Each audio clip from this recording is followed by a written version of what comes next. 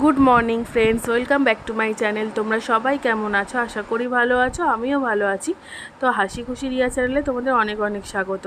আর এখন দেখো, আজকে হলো লোকনাথ বাবার পুজো, মানে লোকনাথ বাবার তিরোধান। তো আমি সকাল 6টার সময় উঠে পড়েছি। উঠে দেখো রান্নাঘরে পরিষ্কার করতে চলে এসেছি। সকালবেলা উঠে আগে ব্রাশ ট্রাশ করে ফ্রেশ হয়ে তারপরে এখানে আমি রান্নাঘরে চলে এসেছি। তো রান্নাঘরে এই যে, আজকে ভাবতে পারো যে তোমরা আমি লোকনাথ বাবার পুজোর দিন রান্নাঘরে কেন পরিষ্কার করছি, কারণ রান্নাঘরে আমি রান্না করি, মানে যেই গ্যাসটায় আমাদের প্রত্যেক দিন রান্না হয় আর কি, সেই গ্যাসটাতেই আমি লোকনাথ বাবার পুজোর জন্য ভোগ রান্না করি। এটাতেই আমার শাশুড়ি মা করে আসছেন, ওর জন্য আমাকে যেভাবে দেখিয়ে দেয় আমি সেভাবেই করি। আর এখানে দেখো, তোমরা হয়তো ভাবতে পারো যে প্রত্যেক দিন রান্না করা গ্যাসে কেন লোকনাথ বাবার ভোগটা রান্না করছো দিদিভাই কিংবা কি, তার জন্য আমি তোমাদেরকে এই ভিডিওটা ক্লিপ করে দেখাচ্ছি আর কি। তো রান্না করার লোকনাথ বাবার পুজোর ভোগের আগে আর কি, আগে যেই বাসনটা মাজা, যে প্রত্যেকদিন যে বাসন মাজি, যে সাবান টাবানগুলো, সেগুলো কিন্তু আমি এখান থেকে সরিয়ে দিয়েছি। তারপর ডেলি ইউজের যে হাত পোছার কাপড় টাপড়, ওগুলোও সরিয়ে দিয়েছি। মানে এই সেক্টরটা আমি পুরোটাই ফাঁকা করে দিয়েছি আর কি, যে এখানে আর কি কিছু প্রত্যেকদিন ডেলি ইউজের কিছু রাখবো না, শুধু পুজোর জিনিসগুলো আজকে রাখবো। তার জন্য এখানে আজকে পুরো দেখো টাইলস সব সার্ফ দিয়ে আমি একটা নতুন স্কচব্রাইট বার করে নিয়েছি, সেটা দিয়ে ভালো করে পরিষ্কার করে নিচ্ছি টাইলসগুলো। আর গ্যাস ট্যাসগুলোও ভালো করে পরিষ্কার করে নিচ্ছি। এগুলো আমি পরিষ্কার করছি, তার কারণ হলো এই জায়গাটায় ঠাকুরের সব জিনিসগুলো রাখবো, আর রান্নাঘরের কোথাওই রাখা যাবে না, শুধু গ্যাসের মানে তাকটাতেই রাখবো, রেখে আর কি করবো ঠাকুরের কাজটা। আর হলো শাশুড়ি মার যেখানে আর কি ঠাকুর পুজো দেয়, ওখানে কিছুটা রেখে আসবো জিনিসপত্র, যেগুলো লাগবে যখন যা সেগুলো নিয়ে এসে এখানে রান্নাটা করব।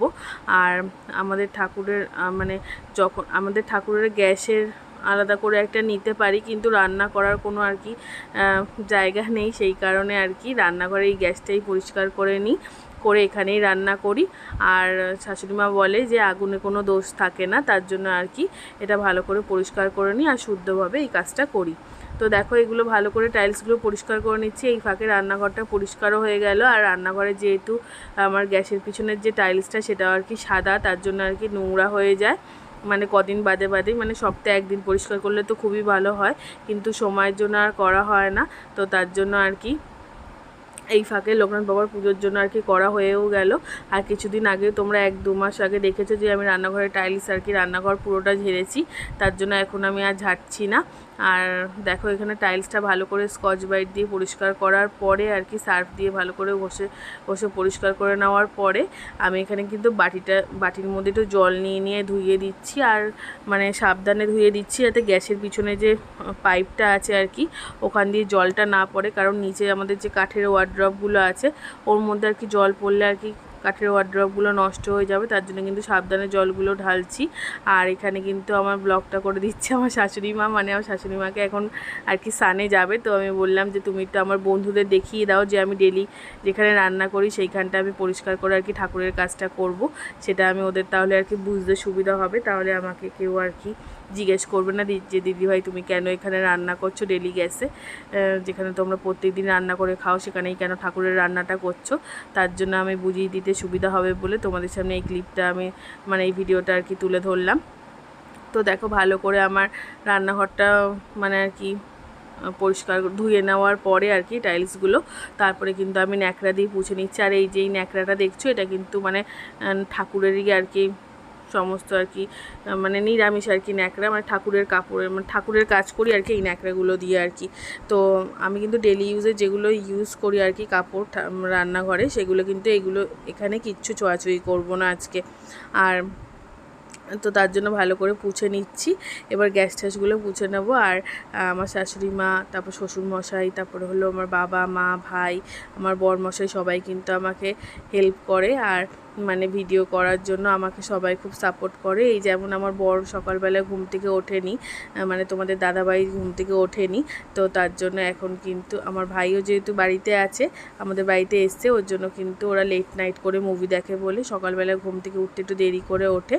আর তার জন্য কিন্তু আমি শাশুড়ি মাকে বলেছি একটুখানি আমার ব্লগটা করে দাও, ভিডিওটা একটু তুলে দাও, তার জন্য কিন্তু তুলে দিচ্ছে দেখো। তো এই দেখো আমার রান্নাঘরটা তোমাদের সাথে গল্প করতে করতে পরিষ্কার করা হয়ে গেল। তো ওরা খুবই ভালো মানুষ, আমাকে খুব সাপোর্ট করে।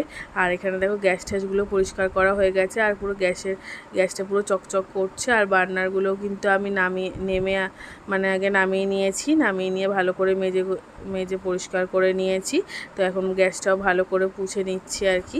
আর গ্যাসটা কিন্তু আমি খুব একটা সার্ফ দিয়ে পুছি না, কারণ এই গ্যাসগুলো সার্ফ দিয়ে পুছলে আর কি এই প্রিন্টটা আর কি গ্যাসের উঠে যায়, ওর জন্য আমি সার্ফ দিয়ে কখনোই পুছি না। মানে খুব আর কি কম, যখন দেখি যে মাছ টাছ ভাজতে গিয়ে মানে গ্যাসের মধ্যে আর কি তেল হয়ে গেছে, কিংবা গ্যাসটা তেল হয়ে গেছে, তখন আর কি সার্ফ দিয়ে মুছি। তাছাড়া সার্ফ দিয়ে একটুখানি মুছি না, খুব কমই মুছি, অ্যাভয়েড করি আর কি। সার্ফটার প্রিন্টটা উঠে গেলে আর কি এত সুন্দর গ্যাসটা নষ্ট হয়ে যাবে, তার জন্য আর কি মুছি না। আর এটা কিন্তু আমার শাশুড়ি মায়ের খুবই শখের গ্যাস, তো তার জন্য আমি মানে রান্না করতে করতে তো আমি এই গ্যাসটাকে 100 বার পুছি। তোমরা যদি আমার লং ভিডিও দেখে থাকো তাহলে বুঝবে মানে গ্যাসটা আমি যে কতবার পুছি। তার জন্য ওরভাবে নোংরা সেরমভাবে হয় না। আর যেটা আমার নোংরা হয় সেটা হলো টাইলসগুলো, যেহেতু সাদা টাইলসগুলো ওগুলো খুব নোংরা হয়। আর যেহেতু আমাদের কিচেন চিমনি নেই, ওর জন্য মানে চিটা একটা হয়ে যায়, তো তার জন্য ওই টাইলসগুলো পরিষ্কার করলে খুবই ভালো হয় সপ্তাহে একদিন। তো দেখো এখানে কিন্তু আমার পরিষ্কার করা হয়ে গেছে। আর বার্নারগুলো তো আগেই মাজা হয়ে গেছিলো, এখন বার্নারগুলো ধুয়ে নিলেই হয়ে যাবে। তারপরে আমি কিন্তু স্নান করতে যাব, স্নান করে তারপরে পুজোর কাজগুলো করব। আর এখন তো শাশুড়ি মা স্নান করতে যায়নি, ওর জন্য আমাকে ব্লগটা তুলে দিচ্ছে। আর জানি না স্নান করে আসার পরে তোমাদের সাথে কতটা কি শেয়ার করতে পারবো। পুজোর কাজগুলো শেয়ার করতে পারলে আমারও খুব ভালো লাগবে।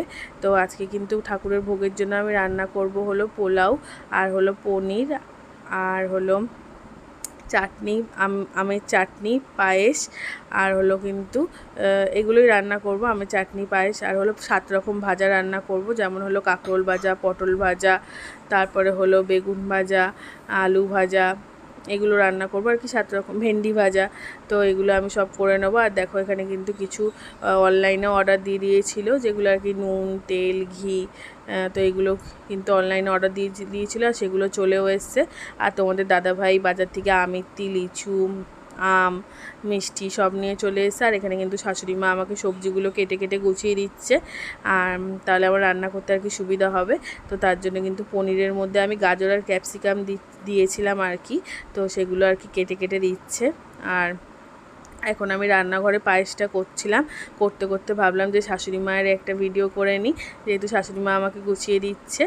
আর আজকে পর্যন্ত ভিডিও এটুকুনি, কালকে আবার আসবো নতুন ভিডিও নিয়ে। তো টাটা বন্ধুরা।